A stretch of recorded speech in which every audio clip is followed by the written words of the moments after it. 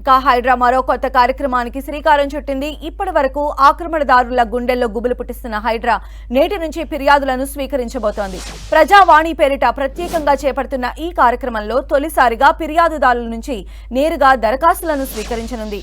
ప్రజల నుంచి స్వయంగా ఫిర్యాదులతో పాటు సలహాలను కూడా స్వీకరించనుంది.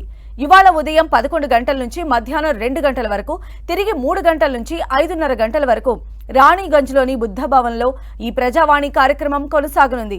ఫిర్యాదుకు సంబంధించిన అన్ని ఆధార పత్రాలతో పాటు పూర్తి వివరాలు తీసుకుని కార్యాలయానికి రావాలని హైడ్రా కమిషనర్ రంగనాథ్ సూచించారు.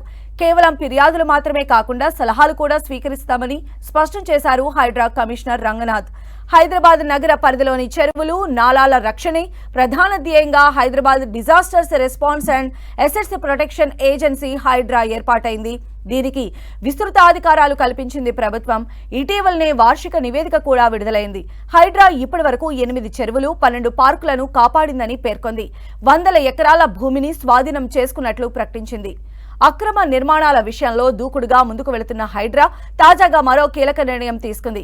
ఇకపై ప్రతి సోమవారం ప్రజావాణి కార్యక్రమాన్ని నిర్వహించాలని నిర్ణయించింది.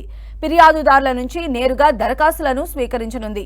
చెరువులు, ప్రభుత్వ స్థలాలు, నాలాలు, పార్కులు ఇలా ప్రజా అవసరాలకు ఉద్దేశించిన స్థలాల పరిరక్షణలో ప్రజలను భాగస్వామ్యం చేసే క్రమంలో ఈ నిర్ణయం తీసుకున్నట్లు హైడ్రా కమిషనర్ రంగనాథ్ తెలిపారు. ప్రతి సోమవారం ఈ కార్యక్రమాన్ని నిర్వహిస్తామని చెప్పారు.